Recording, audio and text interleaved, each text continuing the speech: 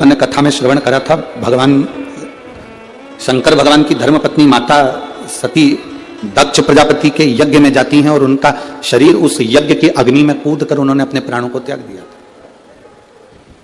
सती मैया का शरीर यज्ञ की अग्नि में चले गया था और सती का जो अगला जन्म हुआ था वो कोयल का हुआ था।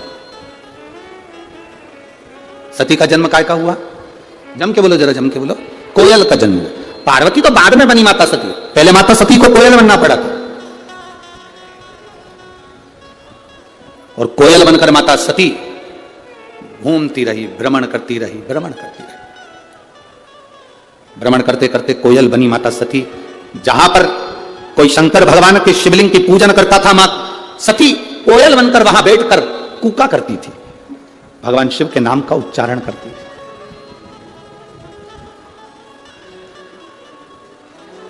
अब किसी ने प्रश्न किया, गुरुजी भगवान शंकर की पत्नी थी माता सती, तो उनको कोयल तो बनना नहीं था, वो कोयल क्यों बनी? शिव महापुराण की कथा कहती है, जब दक्ष प्रजापति यज्ञ कर रहे थे, अगर सती को प्राण त्यागना था तो कहीं दूसरी जगह जाकर त्यागती चल जाता, पर सती ने प्राणों को त्यागा तो उस यज्ञ की कुंड की अग्नि में त्यागा। कोई साधु, कोई सन्यासी, कोई तपस्वी, कोई साधक, कोई उपासक, कोई संत, कोई ब्राह्मण, कोई गृहस्थी भी अगर कोई अच्छा कार्य कर रहा है, कोई तुम्हारे नगर में, तुम्हारे गांव में, तुम्हारे क्षेत्र में, तुम्हारे इस परिवार में कोई अच्छा काम कर रहा है, उसमें कभी अड़चन मत डालो। अगर अड़चन डालते हो तो अड़चन डालने वाला एक ना एक दिन पक्षी का जन्म पाता, पक्षी का जन्म उसको लेना ही पड़ता।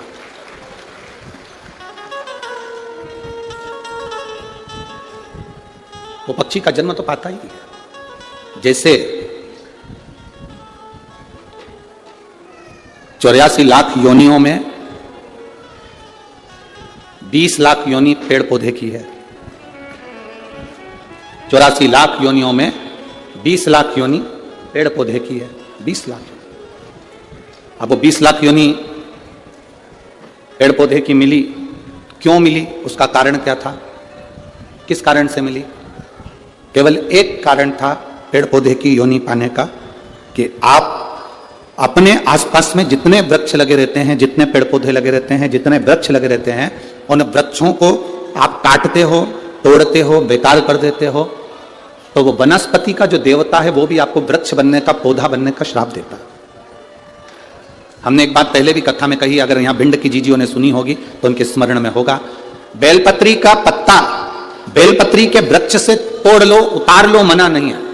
तुलसी का दल तुलसी के पौधे से उतार लो, मना नहीं है। पीपल का पत्ता पीपल के वृक्ष से उतार लो, मना नहीं है।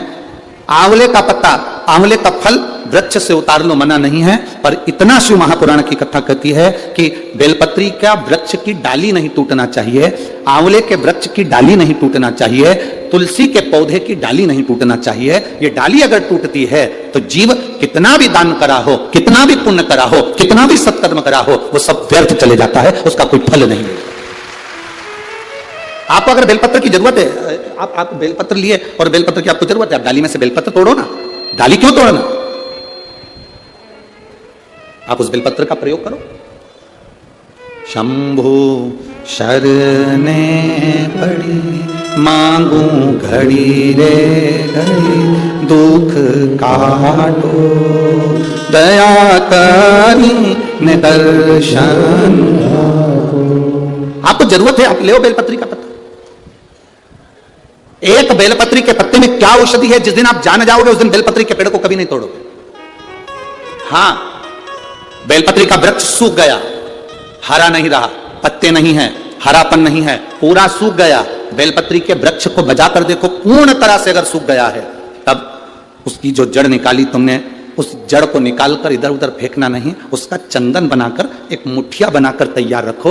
और जब तुम्हारे जीवन में तुम्हें लगे कि हरे वृक्ष को नहीं काटना, हरे वृक्ष को बेकार नहीं करना, जो बेलपत्री का वृक्ष सूख गया हो, जो पत्ती नहीं आ रही, फल नहीं आ रहा है, पूरा सूख गया, उसको तुमने बजाकर देख लिया कि बेलपत्री का वृक्ष पूर्ण तरह से सूख चुका है, ये किसी काम का नहीं रहे, थोड़े समय के बाद लोग इसे काट लेंगे, उसमें पत्ती नहीं आती, फल नहीं आता, पूरा सूख गया है, उसमें ना पत्ती है ना फल है, अड़भंगा है, बिल्कुल खाली। उस बेलपत्री के वृक्ष की जड़ को, उस तने को, उसको निकाल लो और उसकी एक अच्छी मुठिया बनाकर तैयार रखो। उस मुठिया को तुम्हारा मन पड़े, जिस दिन तुम्हारे पास में चंदन घिसने का सिलवट्टा हो, उस पर घिसकर उस चंदन को एकत्रित कर एक प्रदोष एक शिवरात्रि हर महीने आती है, प्रदोष हर महीने आती है, सोमवार की अष्टमी 2-2, 3-3 महीने में जरूर आती है।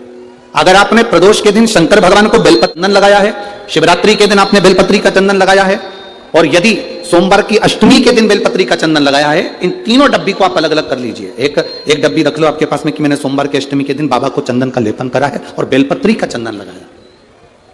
उस चंदन को निकालकर शिवलिंग में से निकालकर एक डब्बी में भरकर रख लीजिए, या तो कोई प्लेट में उसको सुखा लो, प्लेट में सुखा लो उसको, और प्लेट में सुखा लो उसको, और या तो गोली बनाकर उसकी गोली बनाकर रख लो। दूसरा, प्रदोष के दिन बाबा को जो तुमने बेलपत्री का चंदन लगाया, परंतु याद रखना हरे वृक्ष की डंडी को नहीं सुखाना है, सूखा हुआ वृक्ष। और यदि आपने प्रदोष के दिन का चंदन बनाया है तो उसको बाबा पर लगाकर उसके लेपन को आप निकालकर उसकी गोली बनाकर रख लीजिए। तीसरा, शिवरात्रि के दिन आपने बाबा को अगर बेलपत्री का चंदन लगाया है तो उसको शिवलिंग पे से उतारकर उसको प्लेट में सुखाकर उसकी गोली बनाकर रख लीजिए। अब प्रयोग करिएगा, कभी मौका मिल जाए तो प्रयोग कर देखिएगा। शरीर में कहीं पर भी गांठ पड़ गई हो और डॉक्टर कह रहा है कि इसका ऑपरेशन जरूरी है, तो प्रदोष के दिन जो आपने बाबा के ऊपर बेलपत्री की जड़ का जो चंदन का लेपन करा है, उसकी जो गोली बनाई है, उसको 15 दिन तक रोज एक गोली पानी से निकलना प्रारंभ करो। कुंडकेश्वर महादेव का नाम लेकर उस गोली को खाना प्रारंभ करिए। आपको 15 दिन के बाद डॉक्टर से जांच कराने के लिए जाइए, गठान धीरे धीरे गलना प्रारंभ हो गई हो, गांठ धीरे धीरे गल रही हो, उसका फल मिलता है। प्रदोष वाली बेलपत्र का चंदन का जो गोली तुमने बनाई उसका फल तुम्हें मिलेगा। अब सोमवार की अष्टमी के दिन का जो चंदन है, बाबा को जो तुमने बेलपत्री का चंदन का जो लेपन करा है, देखिए डॉक्टर हनुमान जी के यहां पर यह कथा चल रही है। करने वाला डॉक्टर हनुमान जी हैं, कराने वाले डॉक्टर हनुमान जी हैं, और सुनने वाले डॉक्टर हनुमान जी हैं, और बोलने वाले भी डॉक्टर हनुमान जी हैं। कर लिया वो आपके ऊपर। दूसरे नंबर पर है सोमवार की अष्टमी के दिन का चंदन, जो आपने बेलपत्री के जड़ को घिसा है। फिर कहूंगा, इस बात को विशेष बार बार कह रहा हूं कि हरे पेड़ को मत काट लेना, हरे पेड़ को नहीं। जो पेड़ पूरी तरह से सूख गया, ना पत्ती ना फल, उसको बजा कर देख लो कि यह पेड़ पूरा सूख चुका है, तब उस पेड़ की जड़, जो जिसको लोग काट कर ले जाने वाले हैं, बाहर फेंकने वाले हैं, उसकी जड़। दूसरे नंबर पर है सोमवार की अष्टमी के दिन आपने जो बाबा को लेपन करा है, बेलपत्री की जड़ का चंदन बनाकर लेपन करा है, उसकी जो गोली है। अगर बच्चा 8 साल का हो गया, 9 साल का हो गया, 10 साल का हो गया, और वो गंदगी कर रहा है, बिस्तर पर गंदगी कर रहा है, सुसु कर रहा है, या अचानक उसको भय हो जाता है, किसी ना किसी तरह से उसको रोग ग्रसित हो जाता है, उस बच्चे को भी आप छोटी सी गोली हफ्ते में केवल एक बार, जो सोमवार की अष्टमी के दिन जो आपने चंदन का लेपन करा है, हफ्ते में एक बार उस गोली को बच्चे को पीस कर पानी के साथ देना प्रारंभ करो। आपको धीरे धीरे उस बच्चे में आनंद की अनुभूति हो जाएगी, गंदगी नहीं कर सकता। अब तीसरे नंबर पर है शिवरात्रि के दिन जो हमने बाबा को बेलपत्री के चंदन का लेपन करा। तो दोस्तों, अगर आपको ये वीडियो पसंद आया तो वीडियो को लाइक कर दीजिए, चैनल पर नए चैनल को सब्सक्राइब करके बेल आइकन जरूर दबा दीजिए, जिससे आपको आने वाले लेटेस्ट वीडियो के नोटिफिकेशन सबसे पहले मिलते रहेंगे। तो चलिए दोस्तों, मिलता हूँ मैं आपसे किसी नेक्स्ट वीडियो में नेक्स्ट टॉपिक के साथ। धन्यवाद।